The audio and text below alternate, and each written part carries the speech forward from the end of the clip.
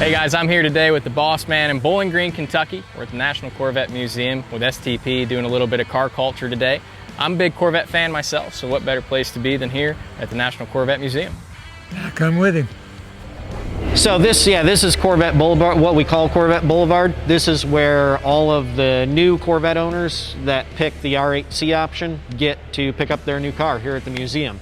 So everyone you see out here is a new customer getting their car today. And it's really cool. They get a whole VIP experience. They get to learn about the car. We have delivery specialists here, and they learn about the car. And then when they're ready to go, they actually go right out what we call Victory Lane here as a passenger in their car. And then once they're beyond that garage door, we give them the keys and they have their new baby. They roll off. It belongs to them then. It belongs to them then, yeah. So this is really where the museum begins, and of course, where are you going to start Corvette history other than 1953? What we do here is we talk about the kind of backstory of Corvette, who was involved. Of course, guys like Harley Earl, you can never, you can't not talk about Harley Earl when you're talking Corvette. So we actually look at his history in the automotive industry all the way back to his dad's company. And then we get into his clay modeling days. Of course, he's the guy that brings clay modeling to the auto world. The cool thing about this cutaway, the chassis that's underneath this is actually the oldest surviving Corvette chassis in the world. It's chassis number 003. It's the third Corvette built. So it's really kind of a great educational piece here at the museum, kind of the centerpiece of this main, first exhibit. I mean, because you have to understand, almost every component on the Corvette was something GM had in-house that they just modified. Took pieces and make. Yeah, they were not allowed to make new stuff. New. Yeah, so it's incredible what they did. Yeah, and it runs and drives. We take it out to shows. Yeah, we drive it around. It's fun. And then behind you, actually, this is a really cool piece of Corvette history. Of course, they start out with full-size clay models, and this is the actual plexiglass wraparound windshield that was on the clay model. And it's one of the first times a wraparound windshield was ever used on a car. I mean, really, it would have only recently had technology to even make something like that, right? Mass produce it. And then back here, this is where people kind of get a little shocked when they're walking through the museum, I think. Corvette wasn't just born. There had to be a reason for it. The European sports car, the MGs that were being imported by the World War II veterans that were back home that wanted something sporty like what they had over in Europe. And then the Crosley Hotshot, which was, of course, kind of America's first sports car. Doesn't seem like it, but it was. I never thought about it being a sports car. Yeah, not really. Well, it's a true front mid-engine car. Crosley specifically put the little four-cylinder engine behind all of the rear axle and suspension to get a better weight ratio in the car. And the car could go over 70 miles an hour back in 1948. They had a hardtop, and when 1949, 1950, we'd run them little quarter-mile tracks, Daddy would, and there's always a guy to show up and one of them dudes. Race one of and these? Race them. What? Yeah. How did he do it? Well, he got in the race. He didn't race, but he was in the race. Yeah. Corvette was introduced at Motorama in 1953. This is probably one of the most significant artifacts the museum has to this day. Really? This is the original emblem. This has the American flag. Yeah. That's against U.S. flag code. And like a week before the unveiling of the car, GM Legal saw that and said, guys, you gotta change that. That's not allowed. Really? So they literally had to pop the two emblems off, come up with a whole new emblem to put on the car before it was unveiled. And that's when GM Design Studio, they kept the cross flag, but they moved to the flag that has the bow tie, the fleur-de-lis, and the three lines. Huh. And so obviously we know the Chevy bow ties for Chevrolet. The French fleur-de-lis, of course, the Chevrolet family's French heritage.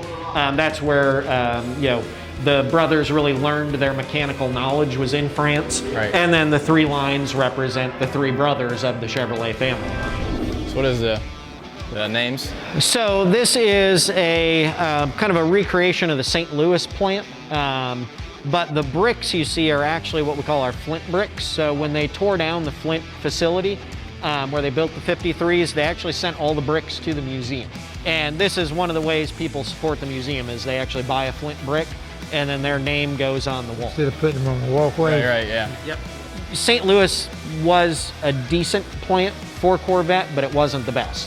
It was actually the portion of the plant they were in was built in the 20s. I mean, even the paint booth was from like the 1930s and just had been updated as it could be. Right. So there's a lot of like the mid-year Corvettes, which I know you're a big fan of, the 67s. Yeah.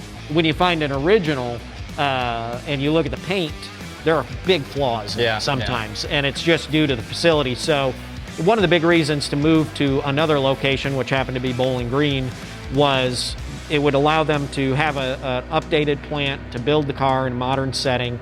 But also in St. Louis, they had become landlocked, so the plant couldn't expand.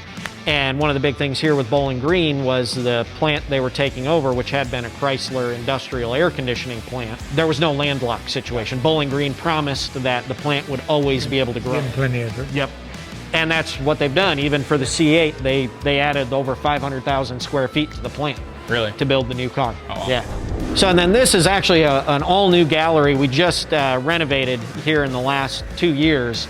And it's all dedicated to performance and racing. They started out with factory attempts at racing with Corvette. This is the SS that was built for Sebring by Zora and the team. And it raced at Sebring with John Fitch driving, but it didn't finish. It had mechanical failures and actually couldn't finish the race. And then when Zora and some of the folks got in trouble by the brass at GM because they weren't supposed to be racing. Unsafe at any speed, right? Yeah, exactly. The privateers, what we call the privateers, took over. But then you also had the big companies that would get involved. So Gulf Oil, if you remember the Gulf Oil research teams, 1961, 62, and 63, they dominated racing. You know, Gulf Research and Grady Davis really ran Corvette to notoriety when they were racing it. I think I can imagine trying to race a C1, to be honest with you. Yeah. Might be a little handful. Solid axle, rear end. I mean, they're a handful. Yeah, I bet. And then I know somebody mentioned iRacing on the way over here. Oh, yeah. That's a big reason this car is here. A lot of people are confused when we bring people through and you see this car.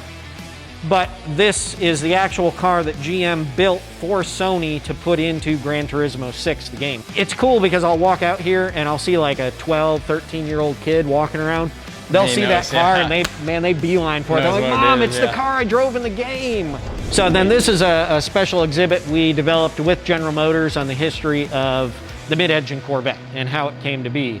So this is actually Serv 1, Chevrolet Engineering Research Vehicle 1 that Zora built back in '59 to test the mid-engine platform within Chevrolet. So and then the one attempt at a rear-engine Corvette was XP819. Larry Shinoda was he was a designer. He was really on this. He wanted this car. And Zora basically said, go ahead and build it. But he's like, you're gonna find that the front end's way too light. It's gonna lift off on you and you're just gonna have problems. Of course, they got a huge American V8 sticking off the rear axle of this thing. And of course, what did they find when they took it out to Milford? It just started lifting up. Doing wheelies. Yeah, exactly. Quickly, that program was canceled. But the cool thing about it, it's 1965. A lot of cues stuck. If you look at the styling cues, Yeah. it's styling cues that went into the third generation C3 Corvette. Is it still running everything? Run and drive? Yeah, it's on loan to us this is one of the very few prototypes that are privately owned. I'm surprised it ever ended up in private ownership. So it's weird. The design studio or engineering, when they're done with something, a lot of time it's supposed to go to scrap or they destroy it. Back then it was a little looser how that was done, and they would send it to a junkyard down the road. And some of those kind of... I got a 76 fastback from Pontiac. Really the model that they built everything off of. And the time it left the factory to get to the junkyard, it disappeared. And it's in Level Cross, North Carolina. There was some cute confusion on the journey there. So yeah, this is of course the story of the sinkhole. February 12th, 2014, 5:39 a.m.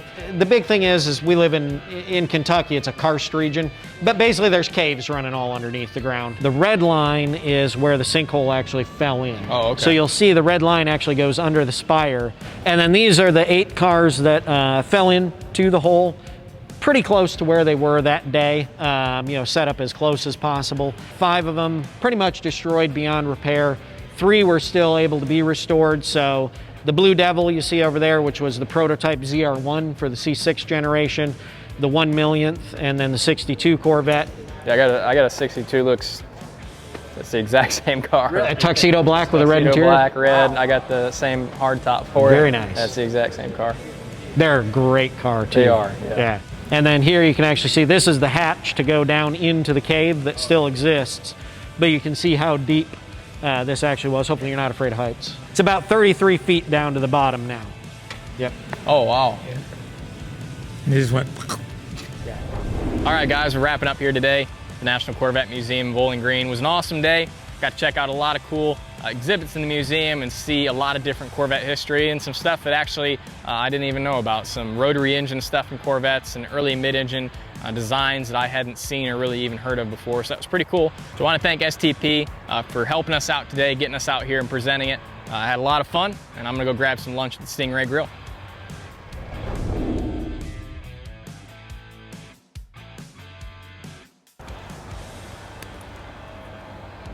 What do you want, like just wrapping up here at the Stingray Grill?